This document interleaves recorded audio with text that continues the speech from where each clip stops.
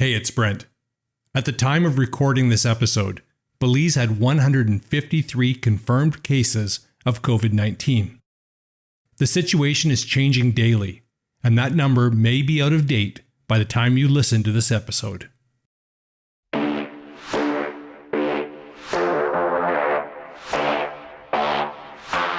Coming up, COVID-19 is back. Big time.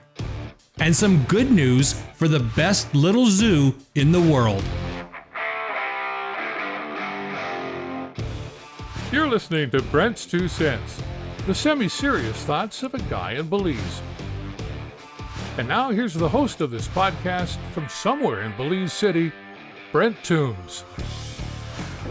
Rumspringa is over for me, so...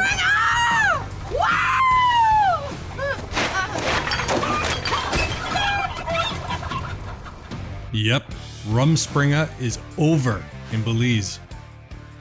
At the time of recording this podcast on Sunday, August 9th, Belize had reported 105 cases in only 8 days. So this is not a second wave. This is a tsunami.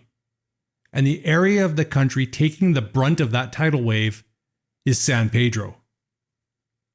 When the news broke last week about just how bad things were and about how much worse they were expected to get, fingers started pointing every which way. Some very big people in Belize went into full crisis control mode. The first fingers were pointed at a fishing tournament held by Grand Caribe Resort in San Pedro on July 17th, 18th, and 19th. Even before the Prime Minister and Director of Health Services could hold their press conference and allude to the possibility that this tournament might have been the super spreader event responsible for kicking off the second wave of COVID-19, the PR machine at Grand Caribe was busy putting out a counter-narrative. Employees of the resort were posting a cut-and-paste response from the company on social media, framed as if it were their own words, stating among other things that the tournament was not responsible for anyone becoming infected with COVID-19. Now, I didn't know that Grand Caribe had an in-house epidemiologist capable of making such a determination and stating it as fact. The resort also emphasized that all participants were provided with masks and hand sanitizer. That's great. It's just too bad that all photo and video evidence of the event shows that practically nobody actually used those masks. And then there is patient number 57, an expat female resident of San Pedro and the partner of the son of one of Belize's most powerful men. The Director of Health Services has stated that all indications are that it may be the partner of patient number 57 who is the index case for San Pedro. That means it may have been him, not patient 57, who may have introduced COVID-19 to at least one particular cluster on the island. So how might he have caught the virus? Well, initial reports are that he may have entertained foreign investors who were granted special permission from Belize officials to travel here by private plane and spend time in San Pedro about 1 week before the fishing tournament. At his August 5th press conference, Prime Minister Dean Barrow gave very specific details about the arrangements made on behalf of this local resort developer and his clients, going as far with details as he could without actually calling any names. And one thing I've noticed about Dean Barrow, he does not participate in rumor mongering, not even for the sake of politics.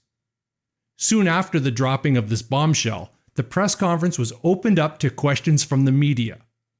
When the reporter for Channel 5 News was given his opportunity to ask questions, he instead used that moment to correct Prime Minister Barrow, informing the PM that Channel 5 had already confirmed that the plane he had mentioned never actually landed in Belize. Remarkably, in about 30 minutes, in the midst of a press conference, Channel 5 had somehow managed to verify that these people who were important enough to be granted special permission to enter Belize while our borders and airport were closed to outsiders, somehow, for some reason, never bothered to come after all. It's almost as if Channel 5 had that bit of news prepared well in advance. The minister responsible for civil aviation, Manuel Heredia, admitted that he did give permission for the plane in question to come to Belize, but he insists that that particular plane never actually arrived in our country. But the CEO in the Ministry of National Security, George Lovell, did tell reporters that a plane carrying a person with business interests in Belize did in fact arrive. However, he did not indicate the nature of that individual's business in our country or with whom he may have had contact with while he was here. So this plane that may or may not have landed or may not have brought COVID-19 with it appears will remain another unsolved mystery in Belize. But what is crystal clear is that San Pedro is now in the middle of full-blown community spread of the novel coronavirus. Already, many people on the island have shifted from trying to determine who is responsible for this mess and instead are focusing on finding ways to deal with the crisis. And that's admirable, because it's going to take the entire community pulling together to get through this. Some residents who have tested positive are being public about their diagnosis, not only to help with contact mapping, but to reduce the social stigma attached with getting infected. That bit of honesty will go a long way in reducing the spread of this virus. Other people in San Pedro have been offering to assist patients by doing shopping for them or providing meals while they are recovering. But we can't simply move forward while ignoring how we got into this mess in the first place. Otherwise, it's going to happen again. In a few months, or a few years, or whenever the current restrictions are loosened, and people will be trusted once again to make decisions for themselves. The explosion of COVID-19 cases happened because we didn't take this global pandemic seriously after our cases plateaued at 18 with only 2 deaths back in April. We sat on a ticking time bomb for the past 3 months, convincing ourselves it was never going to blow. Even before the first state of emergency had ended, many bars were already operating as if it was business as usual. Only difference is, now you had to have a few chicken fingers or a plate of nachos with your buckets of beer and your 2-for-1 margaritas. We were not even out of the state of emergency, and establishments were promoting their swim-up bars, live music, happy hours, and holding events like murder mystery parties where the costumes most definitely did not include face masks. There was even a Father's Day booze cruise.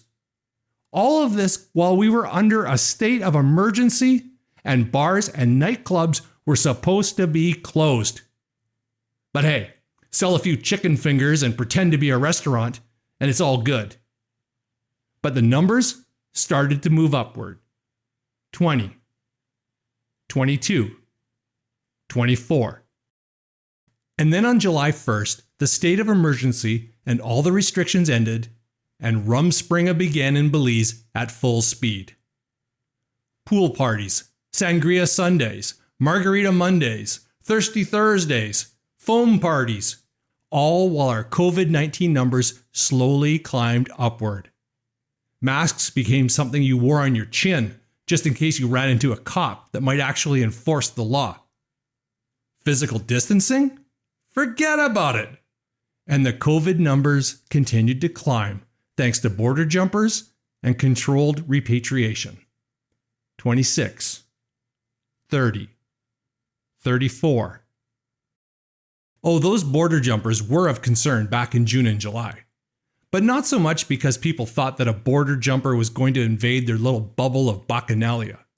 No, the concern was, if the number of cases increased too quickly, government might put a stop to all the fun.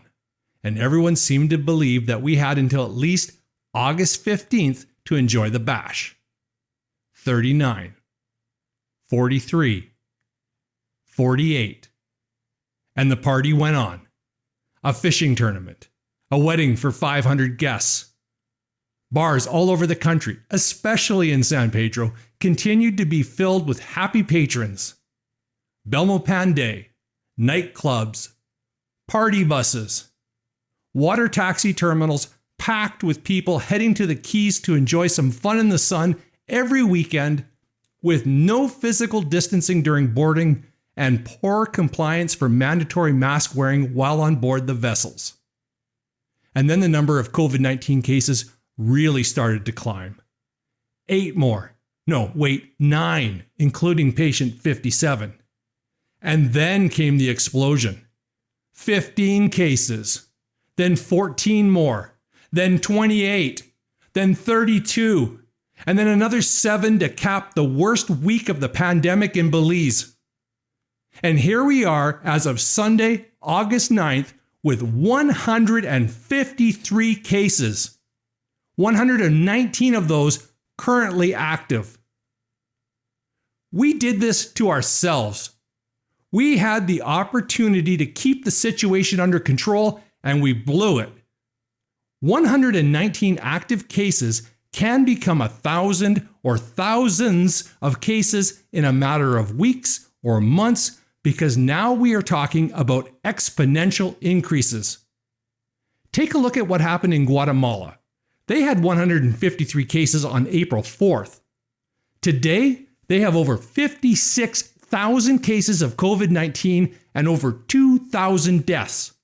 And that country has been under a series of curfews and very strict lockdowns for months. And that's why I'm so concerned with how we got here. Because I'm afraid we won't learn from our mistakes. Weeks, or more likely months from now, when government relaxes the current state of emergency, will people behave any differently than they did in May, or June, or July? Because right now, in the midst of this massive spike in infections, some people are still more concerned with keeping the party going than they are with isolating and staying safe. San Pedro and 3 other communities may be locked down until at least August 20th. But elsewhere in Belize, life goes on, just with a curfew and a limit of 25 people for social gatherings. But that didn't stop my neighbor from having a party on Saturday night. A popular Belize City bar known for its all-you-can-drink promotions is suddenly advertising that they also have chicken fingers and wings and sliders. So you can continue to enjoy their well-stocked bar weeknights until 9 p.m. and weekends until 11. There's another company promoting a party bus excursion with drinks available on board for this coming Sunday. As of the time of recording of this podcast, the promoter has confirmed on Facebook that the party bus will depart on schedule. Now, to be fair, there are a few business owners that are not waiting for government to force them to act. Thirsties, a popular Belize City night spot, has voluntarily decided to close for now, even though they have a full kitchen and therefore could skirt the state of emergency regulations prohibiting bars and nightclubs. I'd love to hear more about establishments like this, so please message me if you run a business and have decided of your own free will to temporarily close for the sake of public health. But it appears that as long as there are loopholes and workarounds, that many businesses will choose money over safety, and customers will be all too happy to ignore the risks in order to enjoy themselves. I wish I had something more positive or encouraging to say about this situation. As a Belizean who loves this country, I want to be able to tell you that it's going to be all right and that we will get through this together. And I do see glimmers of light in the darkness as people in San Pedro and elsewhere that are most affected start to demonstrate acts of compassion and community spirit and togetherness. But what about the rest of us? Those of us who, for now at least, are not being called to do much more than simply wear a mask properly and keep our asses at home as much as possible. Why do we have to wait for the government to lock us down before we start to behave responsibly. Nobody is forcing anyone to go to that bar pretending to be a restaurant, or ride that party bus, or take that booze cruise, or throw a party for 25 people. And nobody should be asking for special permission for private planes that may or may not land, depending on which version of the truth you choose to believe. We want to hear from you.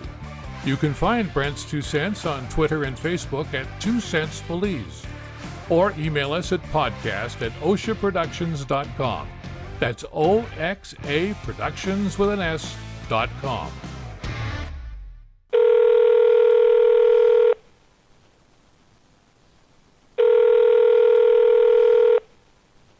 Your call has been forwarded to an automatic voice message system. Hi, this is Brent. Thanks for calling the Your 2 Cents hotline. Please leave a message about anything you want to talk about after the beep. Hi Brent, this is Colette calling from Merida. I miss my Belizean loved ones so very much, and I'm so worried about how Belize is going to face this challenge right now. I don't want to scare people, I just want to inform them so they can make some good choices about protecting themselves and their families and their friends. As everyone in Belize knows, we have a lot of hospitals in Merida. Well, the public hospitals are full now, and they've put cots in the civic centre to take the overflow of sick patients. We have about 35 people dying every single day here in Yucatan, and it's only a little state. It's so frightening, horrible, and tragic. It's also unnecessary. If people follow the guidelines for health and safety, they can prevent this from being the future for Belize. Please don't listen to hoaxes or rumours. It's really simple. If you don't need to go out, don't. If you do need to go out, keep your distance, wear your mask properly, and wash your hands. These may all be really inconvenient and sometimes stressful, but trust me, they are a lot less stressful than knowing someone you love is dying because you didn't do these things, and then you can't say goodbye to them. That is the reality for so many families right now. I beg you not to let it become your reality. Sending love and strength to all Belizeans during this really worrying time. If there's anything the events of yesterday's press briefing and this past weekend's news and the countless social media images of social functions has proven to me, is that culturally we can be an undisciplined people. Yes, there I said it. That is the reality of the situation. We do not like being told what to do. The proof is in the pictures which I have seen with my own eyes, so like the PM said, it's no scuttlebutt. And the same way a less privileged person is rolled up on by the police and charged for not adhering to SOE and mask wearing and social distancing, so too should privileged and entitled persons be charged. My granny used to say, "It's hard picnic on a market 2 times, and some people have to take their lick for land." I hope this is not the case. Acting selfishly though has consequences, and I would not be surprised if another lockdown is put into effect. I am deeply troubled by the reckless and inconsiderate actions of people. You know, the ones who wear their masks improperly, or worse, not deign to wear one at all, and those who refuse to practice social distancing. While there are no easy answers to the challenges COVID has all thrown at us, especially the social and economic challenges, I think it is crucial for us to collectively and more importantly individually behave responsibly if we are to survive this.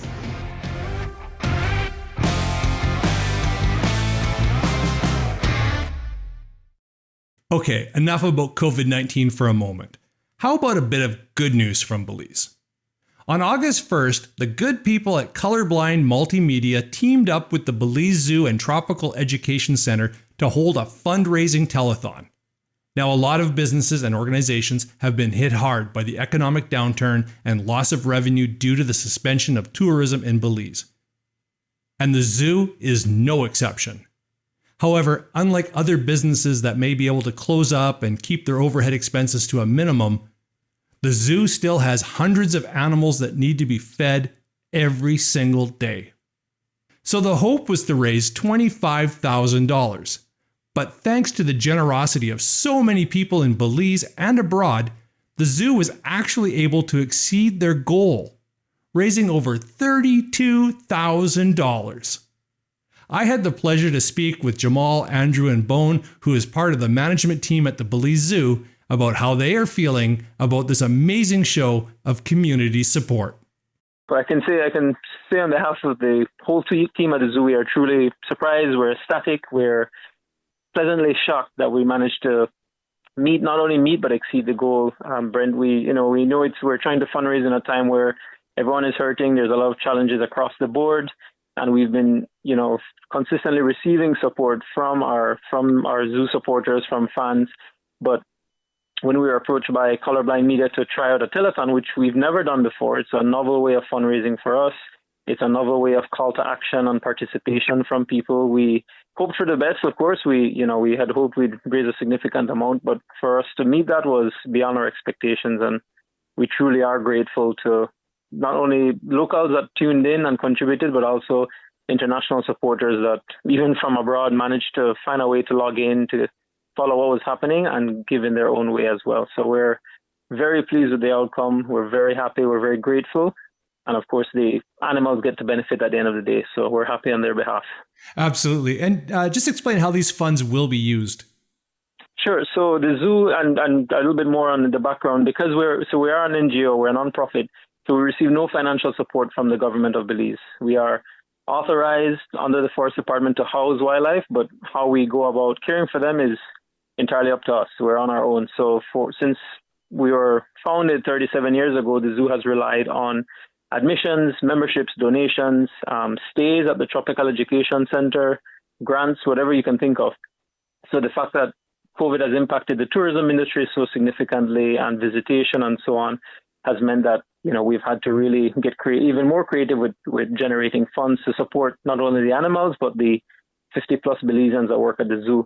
So at the moment, we've managed to, since March, since the virus really hit and impacted Belize, we had 2 months of closure. We managed to do a soft reopening in May with just weekend visitations to the zoo. So since then, we've just been very financially prudent with, cutting back costs where possible. We still, thankfully, have not had to let anyone go necessarily. Some people are on shifts or on standby, on furlough, but we've managed to keep the vast majority of our staff. And so the funds that we've generated through the telethon have gone into our efforts just to ensure that the animal receives the food directly that we purchase and provide for them is consistently kept up to the high standard that we need to give them a full quality of life. So basically, the long story short is the money raised by the telethon will go directly into the nutrition and care for those 200 plus animals that call the Belize Zoo home. Now, you have a lot of mouths to feed at the Belize Zoo. What would be your monthly grocery bill? Well, coincidentally, that 25,000 target that we set up, that we agreed on with Colorblind, is just around what it takes to feed all the animals at the zoo for the month. So 25,000 Belize just about covers that monthly grocery bill, as you put it. Wow. So clearly you guys are going to have an ongoing challenge, because obviously tourism is not going to be coming back anytime in the foreseeable future. How can people continue to support the Belize Zoo during this difficult time? Well, yeah, you're absolutely right. We're still looking at those strategies, and how people can plug into that, how people can support beyond the telethon is, for one, obviously, physically visiting the zoo is the best way for a lot of people to do it, because they obviously get something out of it. They get to support the zoo with their admission, but also enjoy the zoo, which is the whole reason it's there. It's a living classroom for local and international supporters. So at the moment, while our borders remain closed, we continue to encourage Belizean families to come out on the weekends. We're still open on Saturdays and Sundays from 9 a.m. to 4 p.m. So the admission is welcomed. Any purchases that happen in the cafe and the gift shop, we have a fully functioning full menu cafe, and obviously a gift shop with a variety of souvenirs. All those funds go directly into the zoo's operation and animal care. And for those that are unable to visit the zoo, we've been very fortunate in receiving donations, both monetary, so by people visiting the website and hitting the Donate Now button, where they can do transfers through Scotiabank locally. There we have an opportunity for an outlet for PayPal, so general credit card donations and so on. And as well, people locally have been giving in kind. So we've received a lot of support through people providing fresh produce, fruits, veggies, meat, eggs, anything you can think of that, again, go right into the animals' bowls and dishes. So we continue to be open to receiving that sort of support. Well, Jamal, I just want to thank you and everybody at the Belize Zoo and Tropical Education Center for everything you're doing for the animals in Belize. It definitely is the best little zoo in the world, and I think it's something that every Belizean is very proud of. Thank you, Brent. I think that has been well demonstrated these past 5, going on 6 months, that Belizeans are truly proud of the zoo, and we're proud to continue serving them. All right. Thank you very much, Jamal. Thank you as well. Now, before I go, let me tell you about another Belizean podcast you might want to check out. It's called 2 Teaspoons of Belize, and it's hosted by 2 young guys from Punta Gorda who go by the names Caribbean Steve and Jeremy BZE. Steve and Jeremy understand zeitgeist. Recent episodes have been about entanglements and Eric, but also serious stuff such as COVID-19 and graduating high school in the time of a pandemic. It's definitely a podcast for a younger audience, and that's what's really encouraging, because obviously young Belizeans are listening. Now, I follow the podcast charts closely, and every time 2 Teaspoons drops a new episode, they rank in the top spot for Belizean podcasts. Hey, I'm not jealous. I'm just encouraged that podcasting is catching on in Belize, and that's why I'm happy to big up anyone who is producing podcasts by Belizeans for Belizeans. This is a movement I want to be part of. And that's going to do it for episode 6 of Brent's 2 Cents. Remember, you can find this show anywhere you get your podcasts, including Apple, Spotify, Stitcher, and all the rest. Be sure to subscribe to this podcast so you never miss an episode.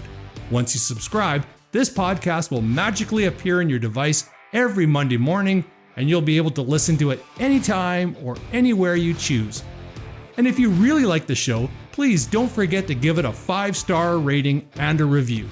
Those things really help podcasts like this to get noticed. And finally, you can be part of the podcast movement in Belize by sharing this show with at least one person who otherwise may not know about it. Yes, Facebook ads help, but there is no better promotion than word of mouth. So please help grow the audience for Brent's 2 Cents, and that will keep me motivated to keep producing this labor of love. Remember, you can hit me up anytime on Facebook, Twitter, or Instagram at 2 Cents Belize, and I especially encourage you to leave a WhatsApp voice message that I can use on next week's podcast. You can find the WhatsApp number on the Brent's 2 Cents Facebook page. Hey, a big shout out to everyone in San Pedro, Shipyard, Guinea Grass, and Santa Martha who are under lockdown right now. Stay strong, stay united, and you will get through this. And for the rest of us in Belize, let's do our part to keep the situation from getting any worse.